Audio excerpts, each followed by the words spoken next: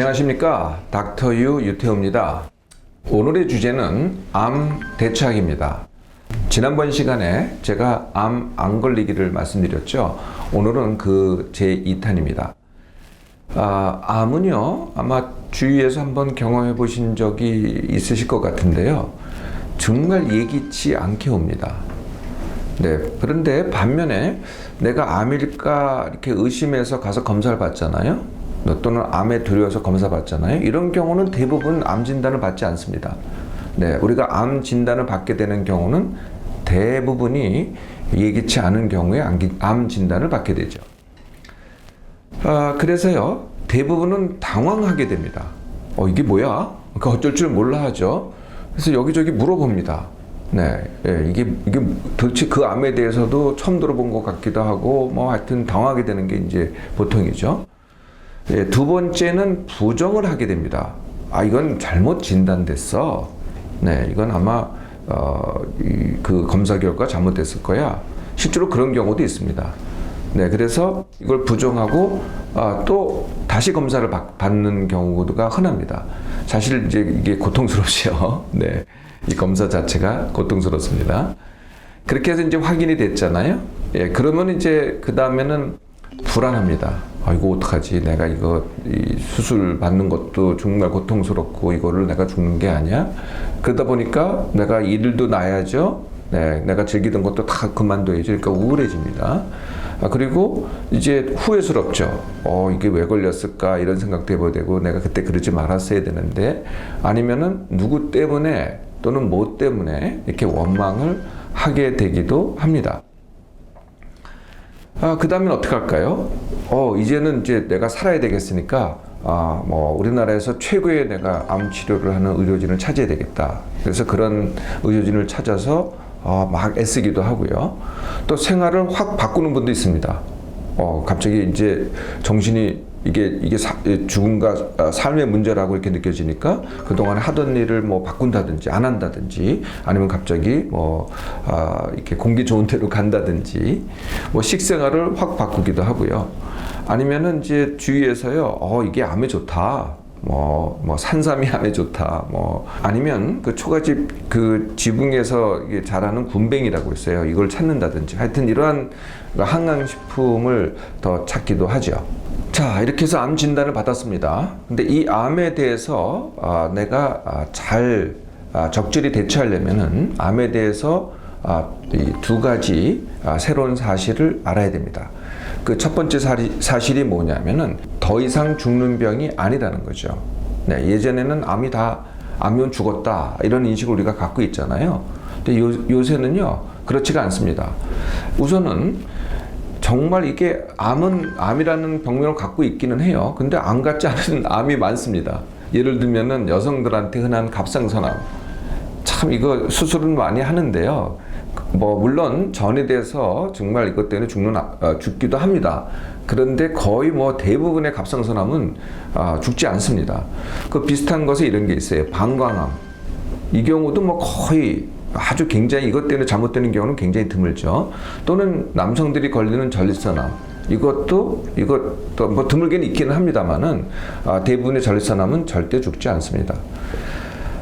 더 나아가서 요즘은 암 치료가 굉장히 발달해서요, 이게 암이 좀 진행됐다고 하더라도 완치되는 경우가 굉장히 많습니다. 저한테 다니셨던 이 남자분이 있으셨는데, 이분은 이제 이 흡연가였어요. 근데 이제 제가 이 담배 끊게 하는데 정말 능력이 있는데, 이분만큼은 영 안 되더라고요. 네. 그게 이제 몇 년간 진행이 됐습니다. 몇 년간 진행이 됐는데, 한 2, 3년을 갖다가 터울을 두시고 이제 찾아오셨어요. 그래서 다시 건강 진단을 했는데, 이 폐에 폐암이 생긴 겁니다. 네. 그리고 그러니까 가슴 중앙에 임파절까지 이제 전이가 된 그런 상태였어요. 이런 경우가 이제 보통 4기라고 하죠. 이분을 제가 진단할 시기에는 저는 이제 대학병원을 나온 상태여서 다시 제 모교 병원으로 이분을 의뢰했습니다. 그래서 이제 치료를 받게 됐죠. 그런데 이 치료한 의사도 놀랄 정도로 완치가 된 겁니다. 깨끗하게 이 암덩어리도 없어지고 임파절도 없어지고, 네, 얼마든지 이런 사례가 있다는 겁니다. 과거에는 암 환자 이거는 평생 따라다니는 꼬리표였죠. 지금은 그렇지 않습니다. 내가 어렸을 때 맹장염을 수술을 했어요. 맹장 수술을 했어요. 그러면 지금 내가 맹장염 환자라고 얘기하지 않지 않습니까? 그건 똑같습니다. 내가 과거에 암을 앓았다고 하더라도 이제는 완치되는 경우가 훨씬 많기 때문에 내가 암 환자였다 이런 말을 할 필요가 없는 시기가 이미 도달했다는 거죠. 암에 대해서 두 번째 알아야 될 사실은 이 암 자체, 그러니까 병 자체가 나한테 주는 고통보다는요, 암을 치료하는 것이 더 큰 고통을 줍니다. 이게 좀 아이러니죠. 네, 보통의 병들은 병이 나한테 고통을 주잖아요. 네, 그런데 암은요, 암이 고통을 주는 게 아니라 그걸 치료하는 과정이 훨씬 고통스럽습니다. 네, 첫 번째가 수술이죠. 네, 얼마나 아픕니까? 네, 그리고 뭐 반드시 입원을 해야 되겠죠. 네, 수술의 고통. 두 번째, 수술 후에 상당수가 방사선 치료나 또는 항암요법을 받게 됩니다. 이것도 굉장히 고통스럽죠. 뭐 머리가 빠진다, 뭐 밥을 못 먹는다, 뭐 등등 굉장히 고통스럽습니다. 세 번째는요, 수술을 이제 했잖아요. 근데 이게 수술이 대개가 다 굉장히 큰 수술입니다. 그러다 보니까 몸의 이렇게 기능의 변화 또는 외모의 변화를 초래를 하죠. 네, 그러니까 기능을 내가 제대로 발휘하지 못합니다. 외모에서도 큰 변화가 일어나요. 그러니 그게 얼마나 큰 고통입니까? 이런 고통을, 그러니까 치료가 주는 고통이죠. 암이 주는 고통이 아닙니다. 네 번째는 내가 암 환자라고 하면은요, 다른 사람들이 나를 보는 시선이 또 좀 달라요. 네, 그래서 그 시선 때문에 오는 고통, 네, 이것도 또 이제 큰 고통입니다. 자, 이런 상황 때문에요, 이 암을 치료하는 치료자들이 그 입장이요, 그 태도가 소극적인 경우가 왕왕 있습니다. 네, 그럴 수밖에 없죠. 근데 그러니까 치료 자체가 큰 고통이잖아요. 근데 그 결과가 안 좋으면은 그 원망을 다 누가 받겠어요? 네, 고통을 준 사람이 받겠죠.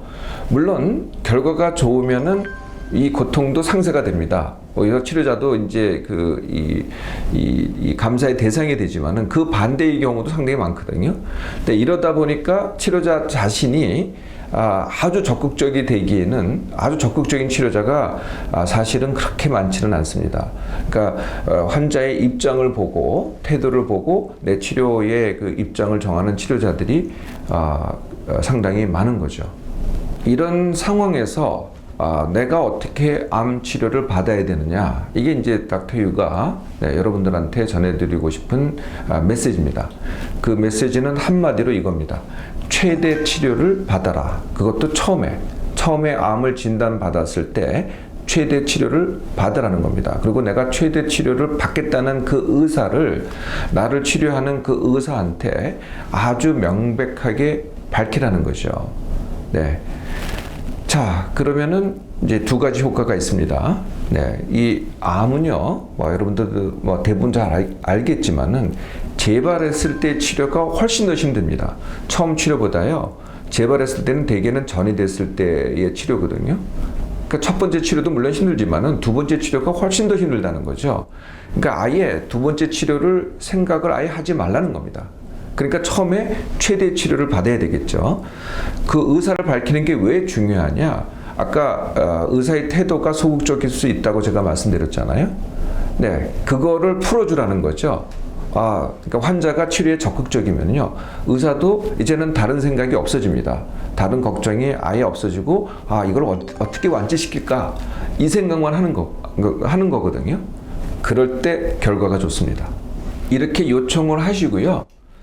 전체 치료 과정만 한번 들으세요. 예, 그리고 나머지는요, 일희일비 하실 거 없습니다. 그렇게 하시면 또 본인이 힘들고요. 또 의료진도 스트레스 받습니다. 그럼 제대로 치료를 하지 못하거든요. 네, 그래서 너무 자세한 거는 자세히 묻지 마시고요. 그냥 대충 넘어가시고 전체가 잘 흘러가면은 치료가 끝날 때까지는 내가 암 치료를 맡긴 그 의사를 믿고 그대로 따라가시는 것이 제일 좋은 결과를 가져옵니다.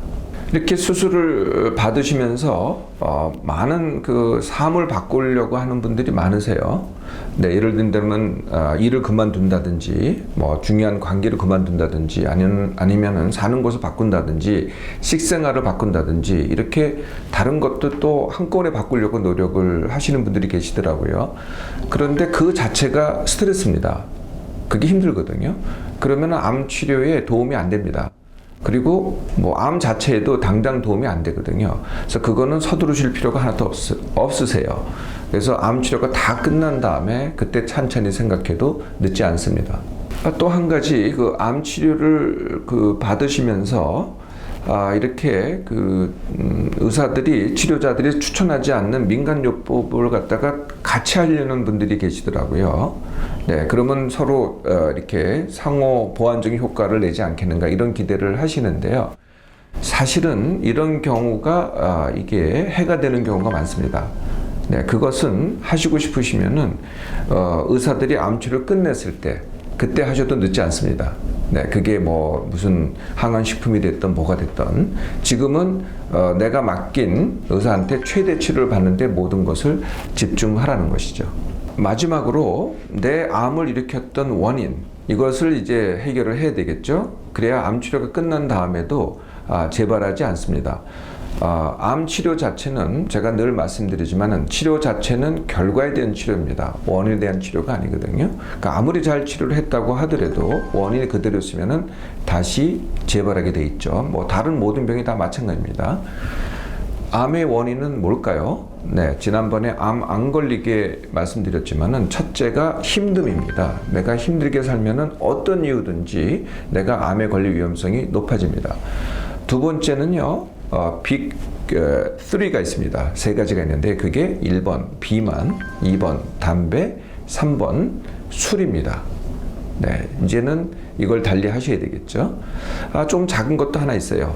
운동 부족. 이것도 이제 추가가 되거든요.